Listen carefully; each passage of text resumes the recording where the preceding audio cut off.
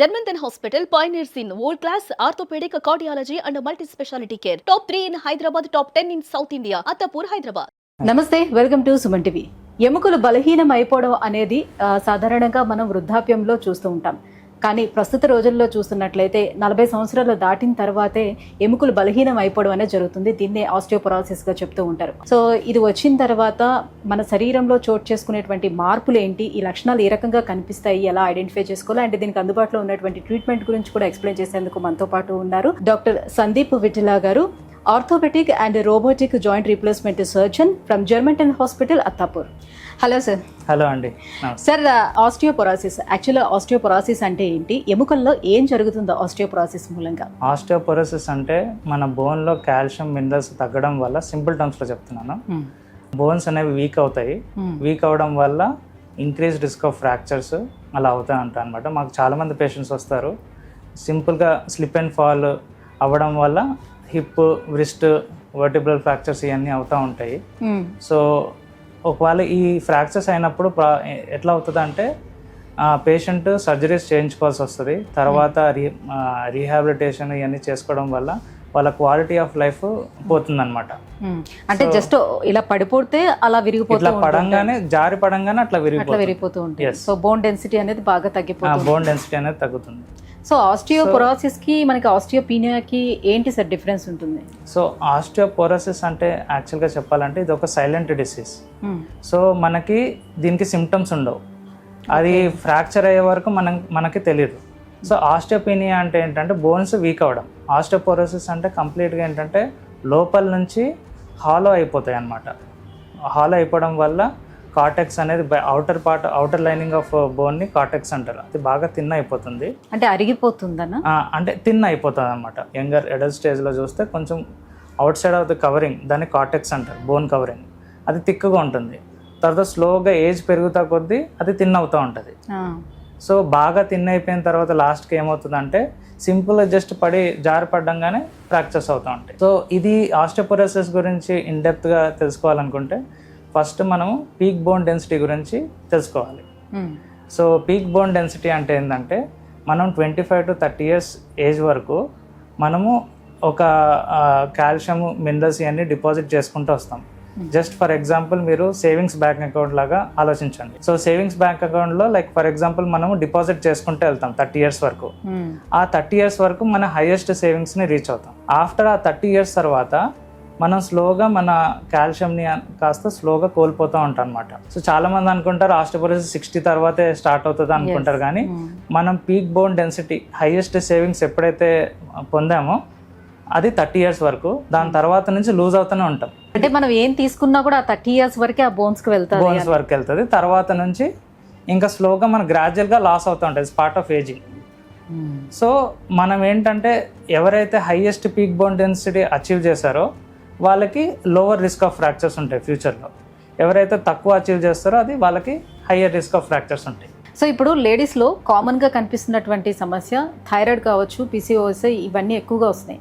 So వీటి మూలంగా కూడా బోన్ డెన్సిటీ అనేది తగ్గిపోతుంది, ఎఫెక్ట్ చూపిస్తుంది. సో ఉంటుంది. లేడీస్లో మోస్ట్ కామన్గా ఏంటంటే మెనోపాజ్ తర్వాత సోగా ఈస్ట్రోజన్ హార్మోన్స్ అన్నీ తగ్గుతాయి. దానివల్ల ఏంటంటే ఆస్టియోపొరోసిస్ అనేది ఫాస్ట్గా అవుతూ ఉంటాయి అన్నమాట. అండ్ ఇంకోటి ఏంటంటే సింపుల్ టర్మ్స్గా చెప్పాలంటే మనం డిపాజిట్స్ కంటే ఎక్కువ విత్డ్రావల్స్ చేస్తూ ఉంటే దాన్నే ఆస్టియోపొరోసిస్ అంటాం. సో మోస్ట్లీ లేడీస్లో కనిపిస్తుంది అని చెప్తున్నారు.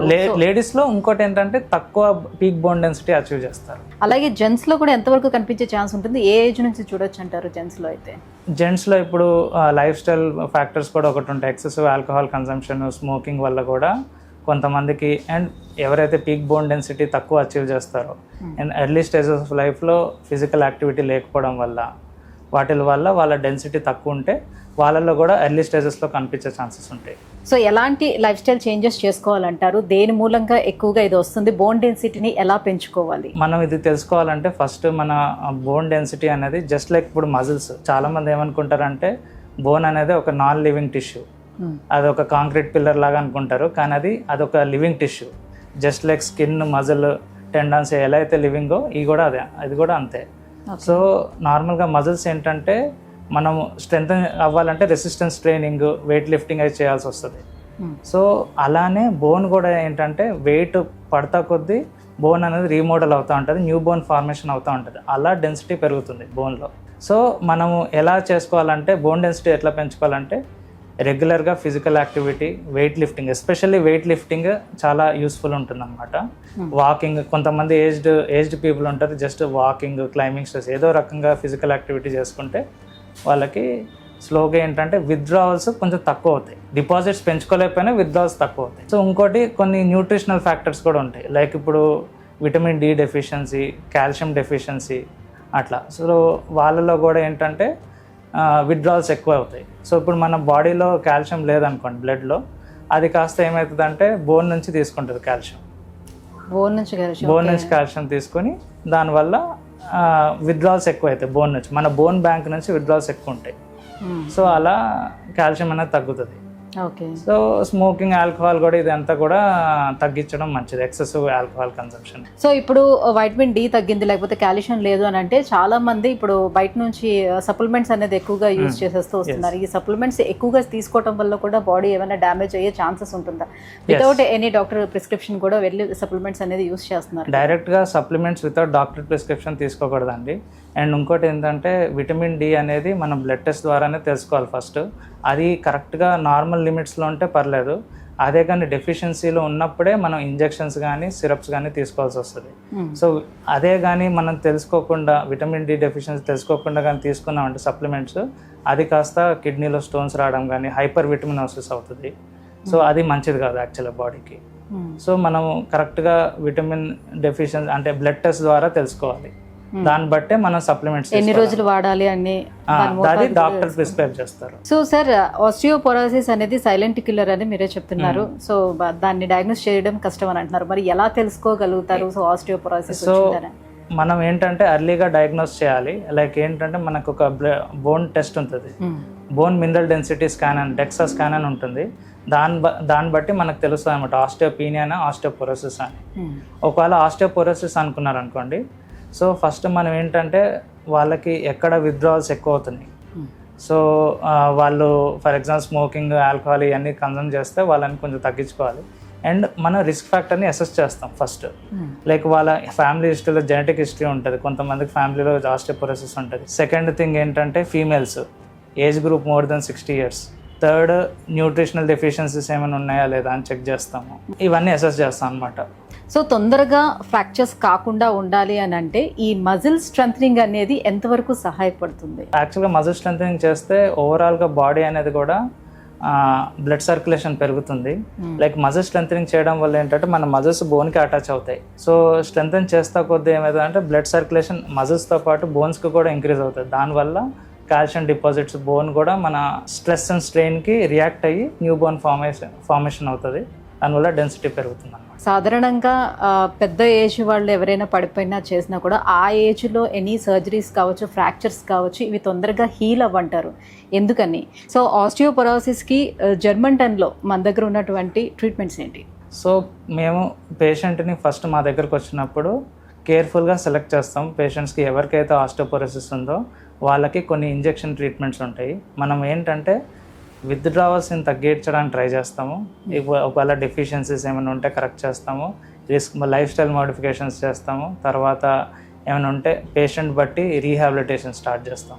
అండ్ థర్డ్ థింగ్ ఏంటంటే కొన్ని ఇంజెక్షన్స్ ఉన్నాయి. విత్డ్రావల్స్ని తగ్గించడానికి ట్రై చేస్తాం.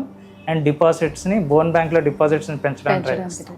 దానికి కొన్ని ఇంజెక్షన్స్ ఉన్నాయి. సార్, ఆస్టియోపోరోసిస్ వచ్చిందంటే మెయిన్గా మన శరీరంలో ఏ బోన్స్ అనేవి ఎక్కువగా ఎఫెక్ట్ అవుతాయి? మోస్ట్ కామన్ బోన్స్ ఏంటంటే ఒకటి రిస్ట్ ఫ్రాక్చర్స్ అవ్వచ్చు, ఇంకోటి hip fractures, vertebral body fractures. ఇవి మోస్ట్ కామన్గా మేము ఆర్థోపెడిక్ ప్రాక్టీస్లో చూస్తూ ఉంటాం. మెయిన్లీ ఏంటంటే ఎల్డర్లీ పీపుల్ వాళ్ళు ప్రాపర్గా నడవలేక సడన్గా స్లిప్ అయ్యి బాత్రూంలో జారిపడడం వల్ల సడన్గా హిప్ ఏమైనా ఫ్రాక్చర్స్ అవుతూ ఉంటాయి. హిప్ ఆర్ రిస్ట్ మెయిన్లీ దీనిపైన ప్రెషర్ పడుతుంది అనమాట.